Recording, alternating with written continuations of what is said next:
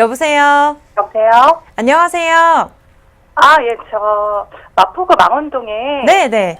어머니로부터 상속받은 빌라가 있어요. 근데 네. 지금 매매를 해도 좋을지 아니면 임대를 몇 년간 더 놓고 보유를 좀 하다가 매매를 해야 할지 고민 중이어서요. 네, 매도 고민이 있으신 것 같아요.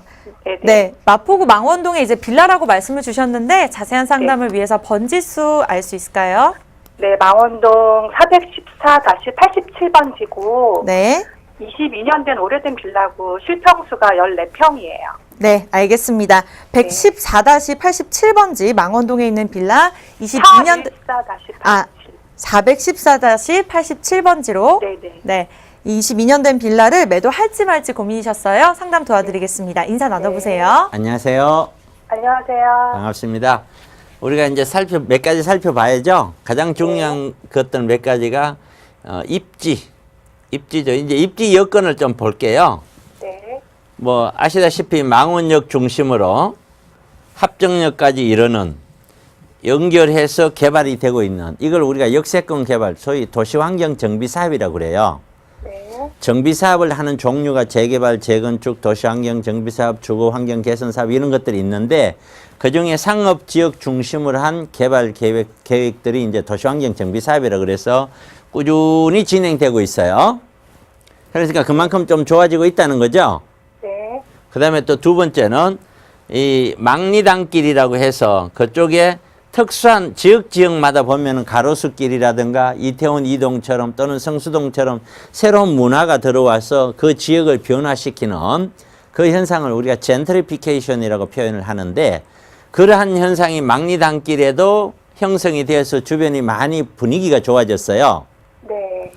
자, 이러한 여건과 조금 거리가 있지만 홍대 쪽 홍대 상권은 나날이 계속 이제 넓어지고 있고요. 네. 자, 이게 현 주소예요. 그렇죠? 네네. 그런데 이 현 주소에서 홍대 상권이 계속 넓어질지 경기가 나빠서 점점점 비어질지는 알 수 없는 거죠. 네. 제가 알고 있기는 조금씩 공실이 나오는 걸로 알고 있거든요. 이게 그러면은 전체적인 흐름에서 요 표시해놨는 요 빌라가 이러한 여건의 좋은 영향을 받을 것이냐 말 것이냐 이거잖아요. 네네. 가장 좋은 영향은 많은 수요층, 곧 전세나 월세를 살고자 하는 사람들이 많이 오면은 이 가격은 올라갈 거예요.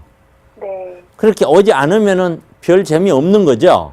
네네. 뭐 아무리 역에서 가깝다고 한다고 되는 게 아니잖아요. 그런데 전세나 월세가 지금까지는 꾸준하게 왔을 거예요. 네. 많이는 아니더라도. 그런데 한번 생각해 볼 필요가 있어요. 크기가 아까 13평인가 그랬죠? 네, 14평이요. 예. 13평에서 14평인데 몇 층 중에 몇 층인가요? 4층 중에 3층이요.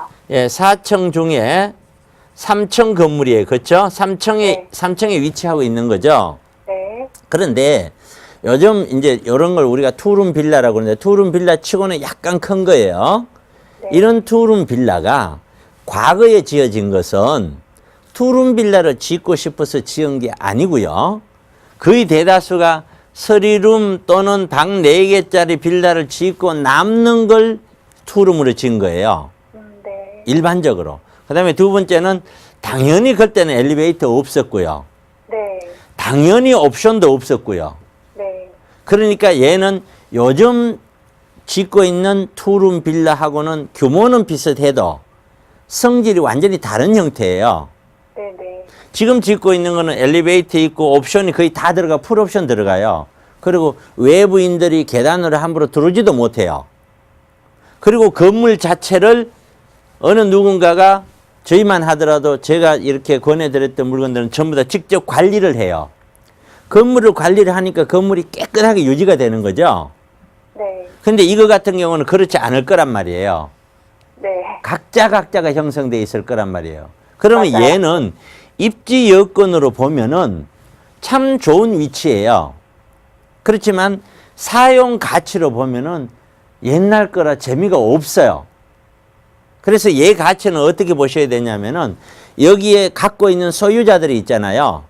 네. 소유자들이 다 모여서 새롭게 부수고 새롭게 짓자, 신축을 하자. 그러면은 얘는 갖고 가도 괜찮을 거예요. 그런데 신축을 하지 않거나 또는 반대를 하거나 해서 신축이 곤란하다. 그러면 얘는 가져갈 필요가 별로 없는 거죠. 이해 가시죠? 네네. 그렇게 판단하셔야 돼요. 판단 기준이.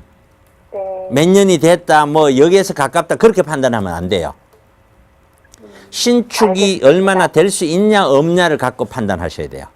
네네. 그게 아니라고 하면은 매도하고 차라리 다른 쪽으로 다른 방향으로 투자를 트는 것이 맞지 않느냐. 거기까지 제 의견 드리겠습니다.